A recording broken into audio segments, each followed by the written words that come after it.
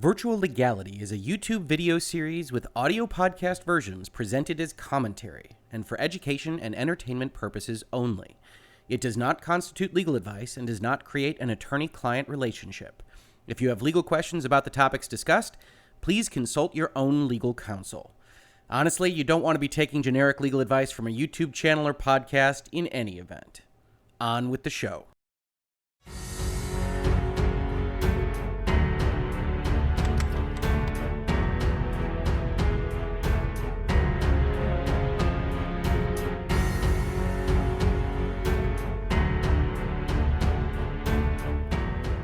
Hello and welcome to another Virtual Legality. I'm your host, Richard Hoeg, managing partner of the Hoeg Law business law firm of Northville, Michigan.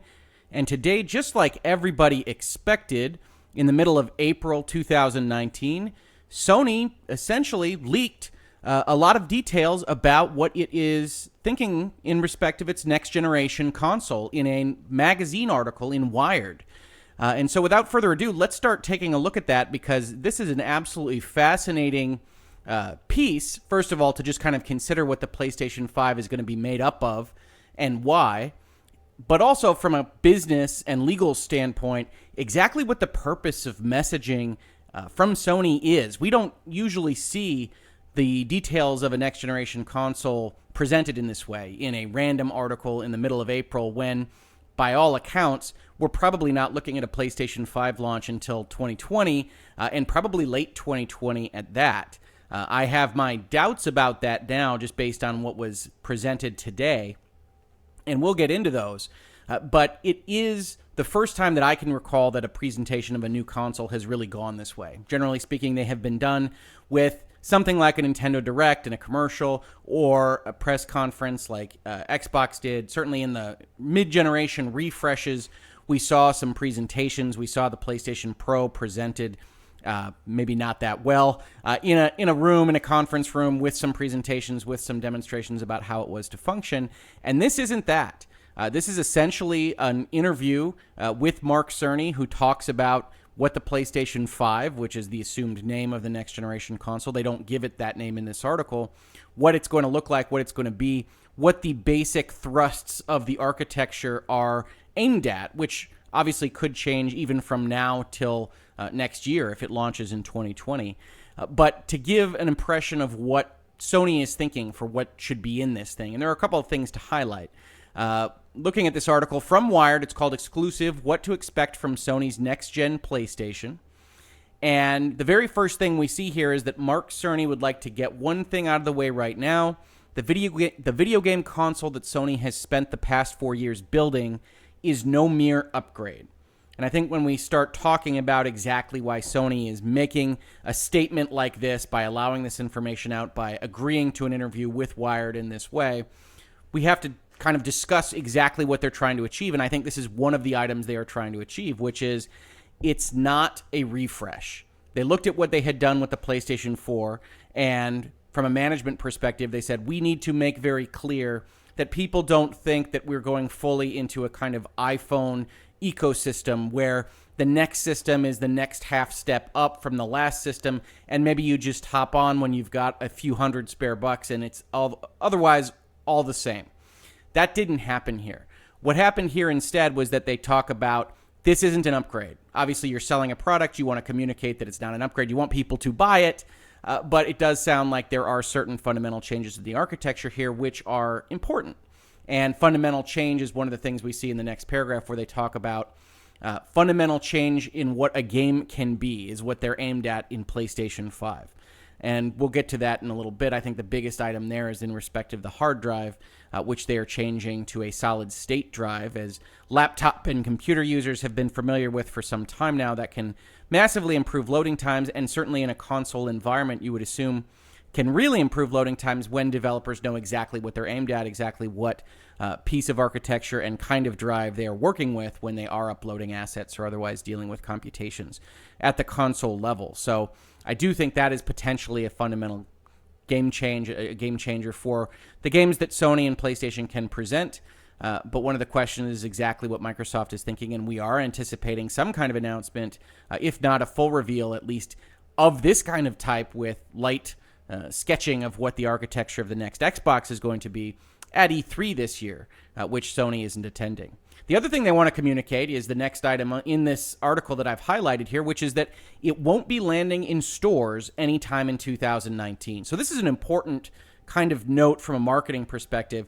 One of the things that happens when a product like a PlayStation 4 or a PlayStation 4 Pro has been out in the market for a number of years is people start to think, if they haven't already climbed onto the ecosystem, if they haven't already purchased one of those products, they start to think, okay, yeah, I could spend X amount of dollars right now, but I don't want to get burned by the next great thing coming out next month. I don't want to get burned by the PlayStation 5 being announced in June and coming out in November when I bought a PlayStation 4 in April or May or what have you. And so it is important, if you know the product isn't going to come out this year, to tell your customer base, particularly those that aren't already a part of your ecosystem, that, hey, it's perfectly safe to buy our system right now, because this thing we're talking about in this article, this thing that everybody should be excited about, especially those who already have a PlayStation 4, isn't going to come out for any time in the very near future. It's not going to come out very likely until 2020, but certainly not this year, certainly not this holiday season. Please feel free to buy a PlayStation 4.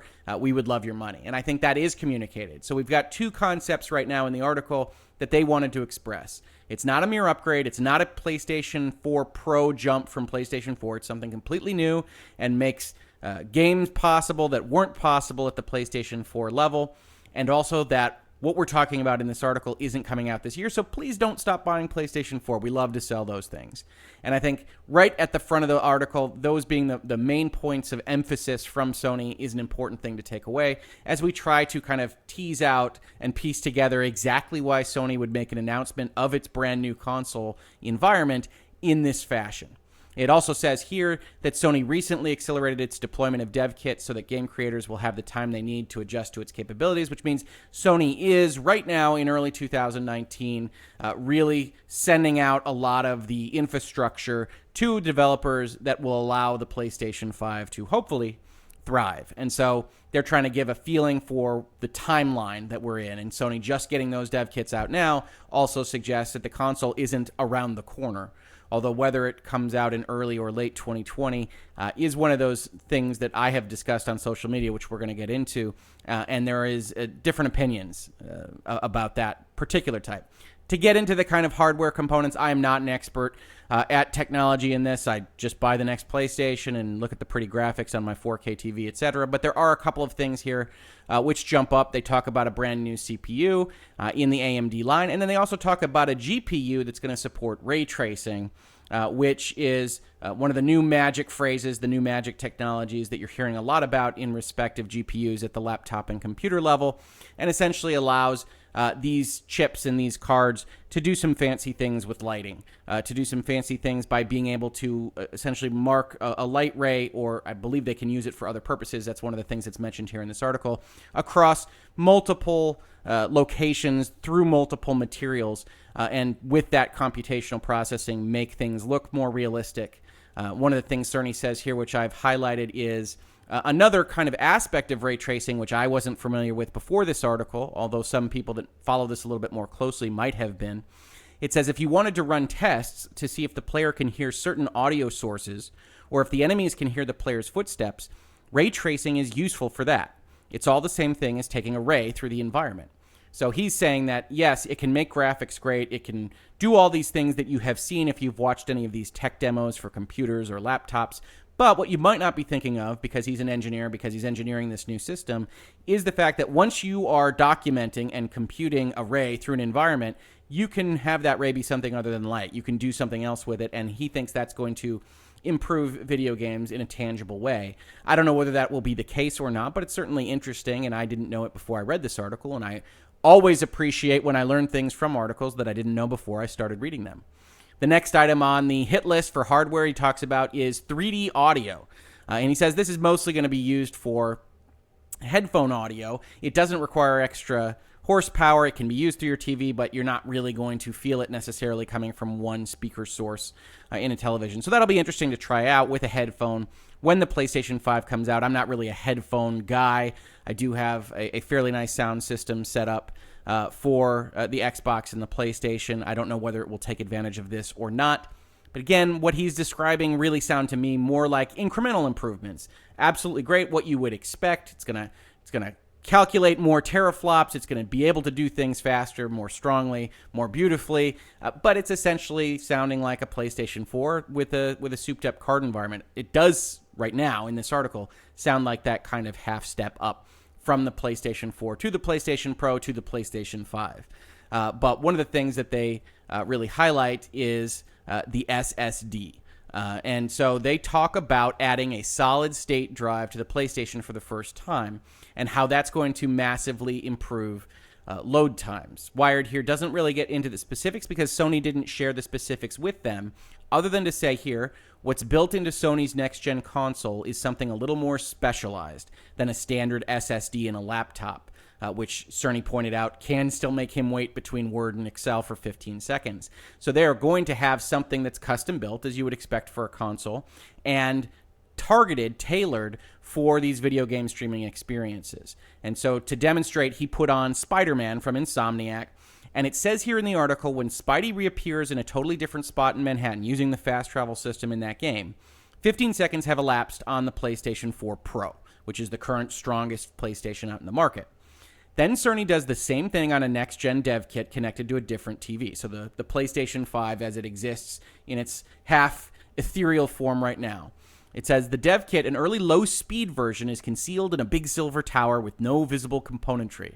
I love the kind of spycraft here with respect to them hiding exactly what it looks like, the wires and everything else that is running this thing on what is almost certainly some kind of computer that is designed to emulate what the PlayStation 5 is going to do. And it says what took 15 seconds in the PlayStation 4 version of Spider-Man now takes less than 0.8 seconds to be exact.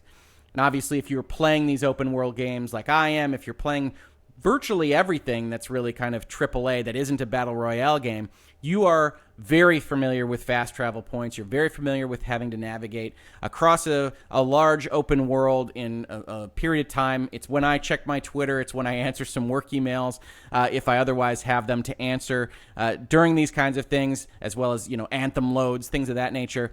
And what they are saying here is that those load times are going to be, hopefully, pretty much completely eliminated with a solid-state drive able to pull the assets that it needs for the world much, much faster. And obviously, solid-state drives are more expensive and more expensive to get up to a real size. So one of the things the PlayStation 5 is definitely going to be working with is exactly how much data it has, how much you can download, how much you can keep on your system.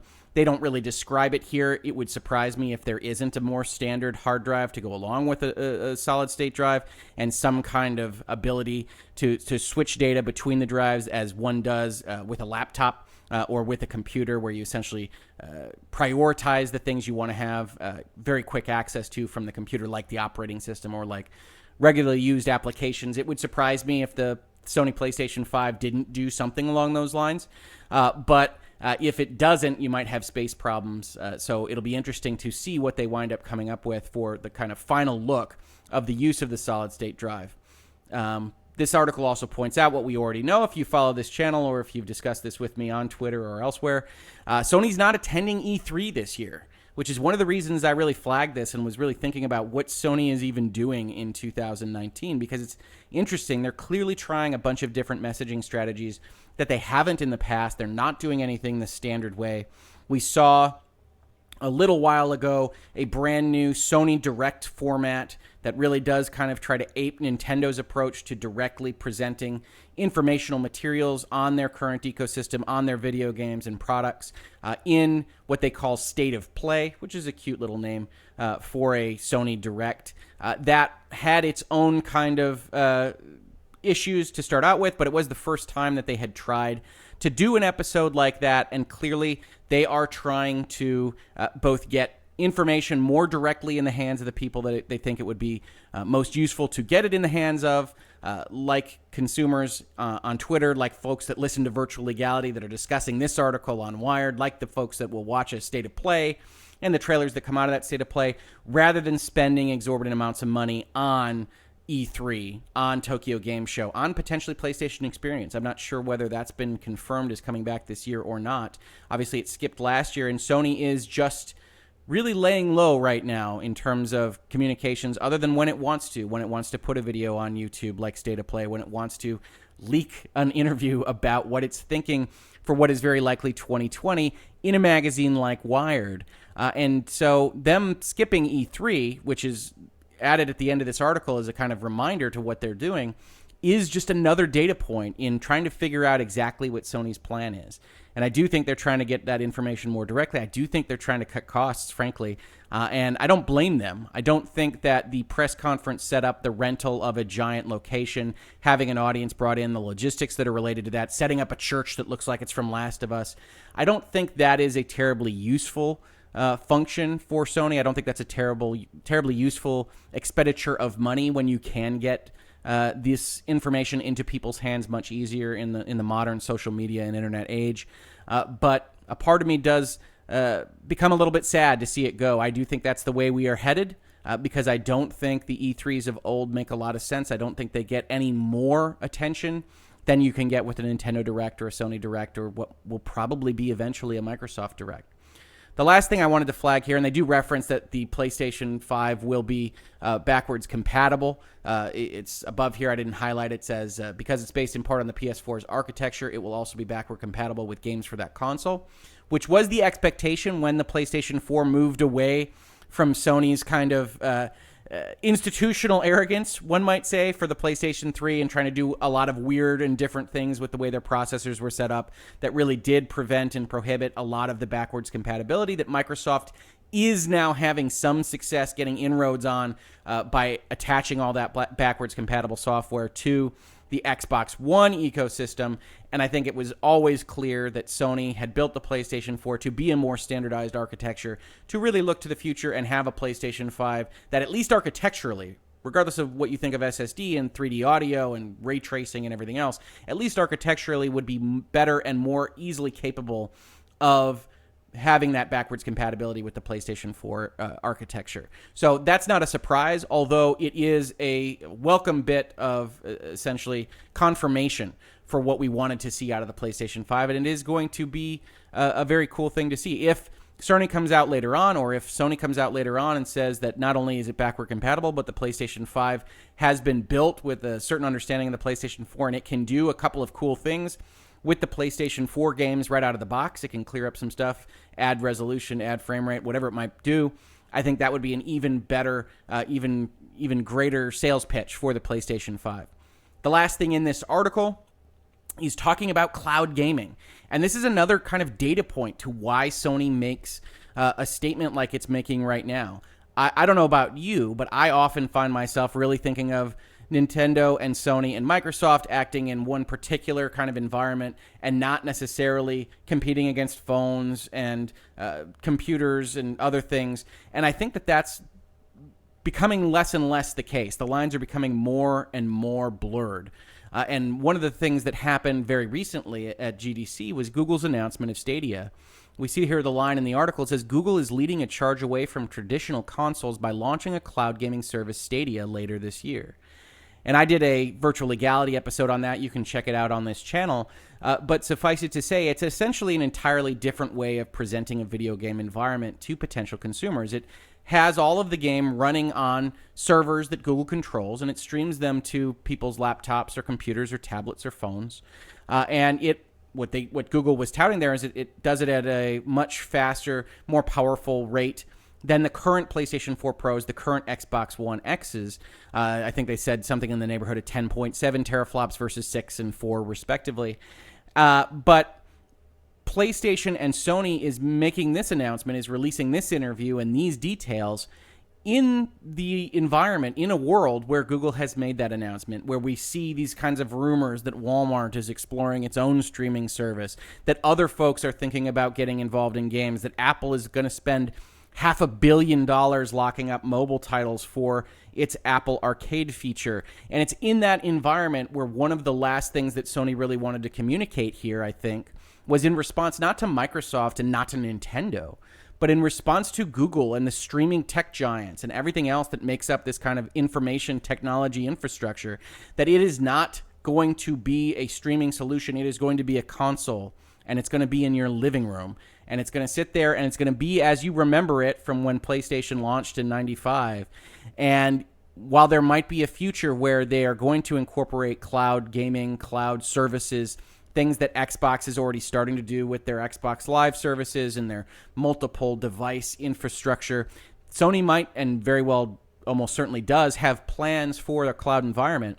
But the PlayStation 5 at its baseline level is going to be a little computer you sit under your TV, and it's going to play games off of discs or digital downloads, and it's not going to be streaming from some other infrastructure source.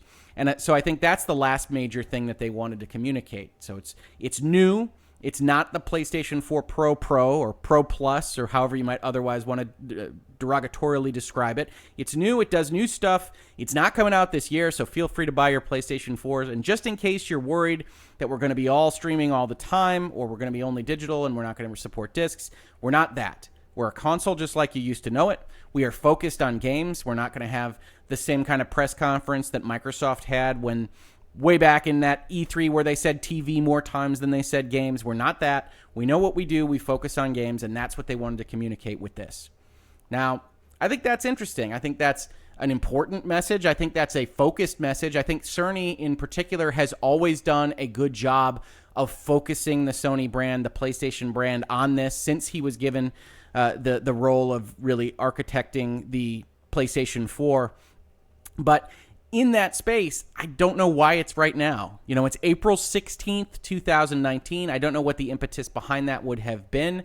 I said here in my Twitter, we're going to talk about these a little bit because I do think there are some good discussions to be had. I'm going to recommend a few follows because I do think that they are a lot of good things come out of these folks, and Twitter gets a bum rap for a lot of it, but there's a lot of good information to be had. There's a lot of good conversations to be had, and this is one of them. So I tweeted out, mid-April is an odd time to share even small details for the new PlayStation. Perhaps coming earlier in 2020 than I would have assumed, spring, summer instead of fall. Suggests they want to get out in front of Xbox, but why give Microsoft, the chance to alter messaging pre-E3?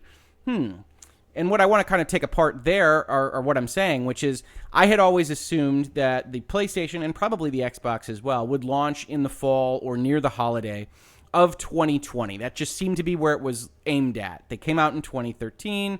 They're going to be 2020. I think that just made sense from a kind of logistical perspective. It's a kind of a normal generation length now after mirroring the generation length of the PlayStation 3 era. But I would have also anticipated that they would have basically announced the PlayStation 5 in March, April, May of next year and launch it in October, November of next year as well.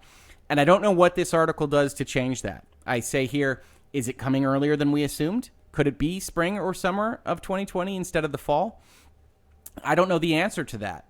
And I also don't know the answer to the second part of this tweet that I asked, which is it suggests they wanted to get some information out in front of Microsoft. But one of the things that I always get concerned about, and I console my clients on this kind of thing a lot, in terms of non-disclosure and when to share intellectual property, when to share plans and strategies, when to go and participate in panels and conferences, what you can say there, what you shouldn't say there, these kinds of things. So I think about these kinds of issues quite a lot in respect of not just legality, but also business and business sense. You were sitting as PlayStation with the biggest user base in the video game sphere. You've got Microsoft that you know basically needs to make some big moves. They've been making some big moves in terms of buying studios. They've been making some big moves in terms of investing resources in their backwards compatibility campaign. You know that they need to make a big move with the next Xbox, which I am calling in my head the Xbox Infinity because I think it matches with the new Halo, and I think that's the name that they're going to give it, but we shall see. You basically have every advantage by just waiting for Microsoft to announce what it is that they're doing and then responding to that. You don't need to get out in front of it, I wouldn't think. And so by having an article like this, Microsoft is now fully aware, and candidly, they probably had some inkling because markets are small, businesses are small, and you generally can find out a little bit of information about what your competitors are doing through back channels and the like. Not anything fancy. I'm not talking about espionage or anything like that. Just kind of a generalized knowledge of what vendors are doing, what factories are taking up, things of that nature, over and above spying and illegal activity. And so I'm not sure Microsoft would be completely unaware of this, but now they're completely aware of the major thrusts of what Sony's aiming at. They're aiming at ray tracing. They're aiming at a solid-state drive. They don't want to be a streaming solution. They still mention VR in that article. We skipped past it, but they talk about VR being a very important aspect of what they're doing. And I do think the VR sale-through, the PlayStation VR sale-through is about 5% of their user base, which is not horrible for a peripheral, but obviously they would love it to be a lot greater, so it wouldn't surprise me if the PlayStation VR environment gets a big boost from PlayStation 5, whether or not that's a version that comes with a new PlayStation VR refresh in the box, or I couldn't tell you. But I think that they are invested in VR. You saw that from State of Play. You saw a lot of games that they were really backing either with VR components or entirely VR. And so I think that's one of the areas of differentiation they have against Microsoft. And you see a reference to VR in that article for that reason. You want to differentiate from your nearest competitors. But now Microsoft knows exactly what they're aimed at. And so I do think when you haven't finalized the designs for an Xbox, when you haven't finalized the designs for the product that you're going to make, it does give you at least certain advantages to say, okay, we know that they're aimed at X, Y, and Z, so we can see exactly what we want to do to either match that or to go a different direction and try to hit a lower price point or what have you. Information is power when you're talking about business, and now that information is out there. And so I didn't see a lot of advantage for Sony releasing that information today. I still don't exactly see a lot of advantage for that, but I had a lot of good conversations on Twitter with some folks that I'm going to highlight here. I'm going to recommend the follows.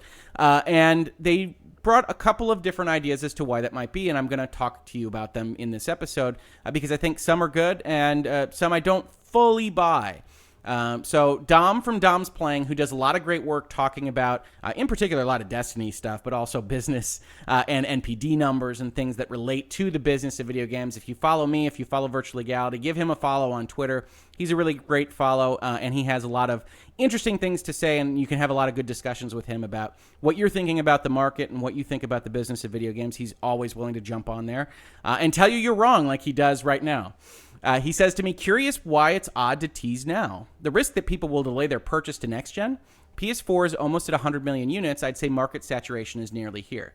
So that's his first statement. And as you heard from this video, I actually think the opposite. I think it's a good thing to essentially say, no, PlayStation 5 isn't coming for a while, that this message was designed to do the opposite. I don't think you have that risk of having people wait. You are essentially trying to allay that risk of having people wait by saying, yes, this cool thing is coming. Sony's still in the video game business. Absolutely, we're not going anywhere. But if you're interested in Sony video games, if you want to play Spider-Man, if you want to play God of War, if you want to play the stuff we're making, get a PlayStation 4 because PlayStation 5 isn't right around the corner. You're not going to feel burned. You're not going to feel dumb for buying a console right now. And I think that message was clear, and I think it is a good reason to deliver it. I'm just not sure about right now. He goes on to say, I think it makes perfect sense to reveal now ahead of E3, in particular that it's straight up not a 2019 launch, which we just talked about.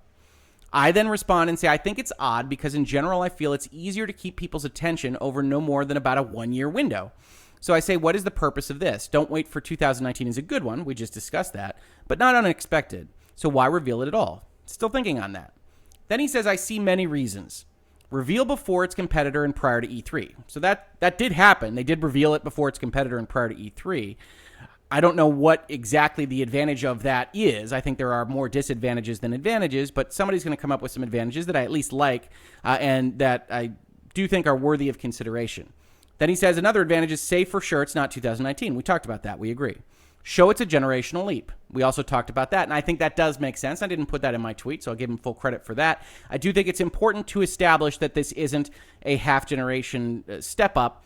I'm not entirely positive outside of the solid-state drive that the article does, in fact, communicate that, especially for folks that follow this closely, like folks that would be reading Wired or having these conversations on Twitter or following the PlayStation 5 trending hashtag, etc., etc.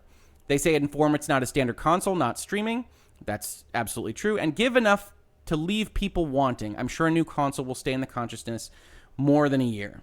So, again, I think that's all fair, and I think those messages were conveyed. I think they're good messages to convey. I think they did a good job conveying them. I'm still not sure exactly why reveal before its competitor and prior to E3 is a useful thing to have done from a business perspective, and I don't think I get that answer from Dom, which is fine. We can just disagree on that. He sees it as a good thing because, you get a first mover advantage, you're in the zeitgeist, you're in people's heads. You will be in people's heads when Microsoft announces their console. And there's some truth to that. I just don't think that those advantages are outweighed by the disadvantages of essentially allowing your competitor to have foreknowledge of what you're looking at and to be able to present what will at least be presented as a stronger counterpunch at E3 than it might otherwise be if they didn't know exactly what you were doing with specificity.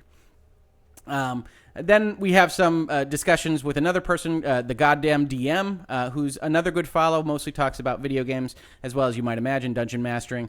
And he says, well, they've got the Pepsi versus Coke advantage in their market. Most people will buy one or the other anyways, and a lot tend to get both. Not really a race or competition when there's only a first place and second place and a few $100 million for each at the finish line.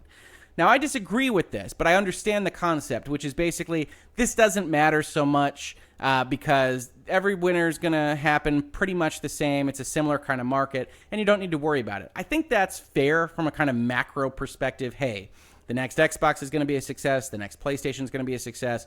Even the PlayStation 3 didn't fail. Even the Xbox One didn't fail. You can only kind of hurt your market so much. That being said, one of the purposes of virtual legality, one of the purposes of my job and the counsel that I give to my clients is to really talk about, okay, so maybe both of your outcomes are good here. How can we make sure that we get the best outcome? And I do think that it's worthwhile to think about, hey, was this a good idea for Sony? Is this a good idea for Sony to be ignoring E3 and instead to be presenting it in this fashion on a random Tuesday in April to the folks that follow Twitter and follow these things kind of directly and watch and listen to podcasts like Virtual Legality, but not to a broader spectrum. Unlikely to be handled by a lot of major media until there is an actual PlayStation 5 to tie the name to. So what is this purpose here? And this is what I say in my response on Twitter. I say, well, they certainly do in this generation. They have an advantage. They're the bigger competitor. PlayStation won this generation. But if anything, console loyalty in the U.S. has been very fluid and responsive to the technology on offer. You saw PlayStation 4 win, but you saw Xbox 360 win, and you saw PlayStation 2 win, and to some extent, in the middle of all that, you saw the Wii win. And so you do have a environment, a marketplace that is really responsive to what is actually put in front of them, what is on offer, what is being sold, rather than just the name on the side of the box. So I do think this is a slightly different business. This is a slightly different industry and market to analyze than some of the kind of older guard, where maybe you're not going to shift your market share that much. You got Pepsi, you got Coke. Everything is kind of stayed, is kind of standard, it's kind of status quo. Here you really can screw up. Here you really can announce that you're going to focus on TV and Connect and announce a super expensive box and lose almost all the goodwill and market share that you gained in the previous generation. So I do think CEOs in this particular field, COOs, the folks that are in charge of marketing, have to be really kind of attuned to what message they want to deliver. And I think it's worthwhile to kind of parse out whether or not we think this was a good idea. And I say, to finish off this tweet, on the margins, you are playing for most favored nation status with third-party publishers, which is to say there's a kind of cumulative effect if you have even a minor kind of improvement in market share. If you're slightly beating your competitors, if PlayStation is slightly above Xbox or Xbox is slightly above PlayStation, you do get those advantages with the people that are willing to have exclusive deals with you, that are willing to have advertising deals with you, that are willing to focus their development of their game on your console because they want it to look the best. And to have those kinds of conversations can essentially snowball a little bit. You saw Microsoft have to deal with that when PlayStation jumped out in this generation, and essentially all the third parties were very kind of specific and saying, well, they look better on the PlayStation. The Xbox One was not built with the power spectrum that we wanted, and so we are going to favor PlayStation. Really, all the way up until the Xbox One X came out, and then we still have kind of a middle status where PlayStation has that giant user base, but the Xbox One X is the stronger system. So you have this détente between the two. And I do think that that's interesting, and I think that Microsoft has learned its lesson from that. Looking at some other kind of conversation pieces here, one of the things that jumped out at me that I liked was one of these Twitter folks, Alex, Sony Xbox says rumors on the street are still Q3 2020 for mass production of the chips that are needed for the PlayStation, the ones that Cerny described in this article. So we're still looking at a long time from now that those chips can even be made in the numbers necessary to sell these consoles. Now, I don't know exactly whether or not that's a fully vetted kind of article or news item, especially since we didn't know what Sony was going to do or what they were going to aim at with respect to their processors. And you can move things around. You can invest in factories. You can invest in your own factory lines if you need to, if you want to get into a specific window. So it is going to be something to follow. I don't know that it's locked down to a kind of Q3 production cycle for that. Dom reiterates that he's been team late 2020, and that's been my assumption as well. But I'm not entirely sure what an announcement like this serves. And then one of the things that I really liked from somebody on Twitter that came out said, Nightingale, which is Nightingale, by publicly acknowledging this product in an official capacity to the point that third parties can officially be part of the conversation, it opens up space for third-party publishers and partners to openly announce next-gen games at this E3 for all platforms instead of having to just say, coming to next-gen Xbox, other platforms TBA. And I really like this point, which is a fair one. If you've got Microsoft announcing a brand new platform at E3, and you've got, let's say, CD Projekt Red come out and say, Cyberpunk 2077, we're really excited about it. It's going to be available on next-gen Xbox and some other platforms. They can't say PlayStation 5. Now, I don't think they can say PlayStation 5 now because that article didn't establish that the PlayStation 5 is going to be the name of the console, which seems like an odd thing to hide since everybody assumes that it is the name anyway. So what you'd see in an announcement like this is something akin to what Nightingale wrote here, which is coming to next-gen Xbox and next-gen PlayStation rather than the names of either console. And so I think it's of limited usefulness, but I do think it's a good point. It's a point that I didn't think about it, and I like to call those out when they happen because I think a lot of people have a lot of good ideas, and I think Twitter gets a bad rap for the kind of interactions that you can have on there, and honestly, I think everybody does, bad interactions. But they have a lot of good interactions as well, and these conversations are always fascinating to me. And so I do think you have a lot of people saying, this is a perfectly fine idea. This makes a lot of sense. I don't know that I buy it entirely. I don't know that I'm entirely convinced that this was such a good idea, that Sony should have presented the information in this way. I think they lose some of the capability of really showing off the things that are described. There's a difference between having a load time of 15 seconds and then a load time of a second described to you in a Wired article rather than seeing it in a video, seeing Mark Cerny present the PlayStation 5 in that same fashion. And I think seeing is believing in the kind of modern media landscape, and it would have been better. It would have had more impact, more punch to have a video of some kind to accompany that article. And maybe Sony's got that in their plans in the next couple days. Maybe they've got a state of play that they want to use to show off the PlayStation 5 very soon. And this is essentially a preamble, and this is all going to make more sense in a week. I don't know. But right now, as it stands, a Tuesday in April, a Wired article, and giving away the thrust of the focus of what your architecture is going to be to your major competitors, including Google and Microsoft, I don't know makes a lot of sense to me. I don't know that this is the direction I would have gone. So with that as kind of the context and the background, I think it's very interesting to follow. I think Sony's trying a different path. And I can't say that they're wrong. There's a lot of people getting paid a lot of money, a lot of people with a lot of good pedigree that are making these business decisions at Sony, and they are making them with the intent of doing the best job to message and massage the market and get them ready for PlayStation 5, probably at the end of next year. And who am I to tell them that they're wrong? But I am someone to tell them, hey, I'm looking at this, and I'm not sure that I understand the strategy here entirely, and I'm willing to kind of tease that out and piece it together with you here on Virtual Legality. So the next time we hear something about the Sony PlayStation 5 or the Xbox Infinity or whatever that next-gen Xbox winds up being called, I'll be here discussing it, discussing the business implications, how they messaged it, and potentially the legality of it if we've got other components like import and export and streaming and data centers and whatever might come up in that way. So this has been Virtual Legality for today. If you like this video, as you can tell, I talk about these things very often, whether it's information technology, video games, PlayStations, Xboxes, Nintendos, Google, what have you. I love to talk about this stuff. If you like this video, please subscribe to the channel. Please share it along with anybody that you think might be interested, from Reset Era or NeoGAF or Tumblr or Reddit or wherever it is that you find yourself where you're talking about video games, you're talking about the PlayStation 5, and you're having these conversations. I love to have them shared. I love to see new people in the channel engaging with me, telling me I'm an idiot, telling me I'm right. I love to have those conversations either way. But if you're watching this on YouTube, thank you very much for watching. I very much appreciate it. If you're listening to it on a podcast or podcast service, thank you so much for listening. I will catch you on the very next Virtual Legality.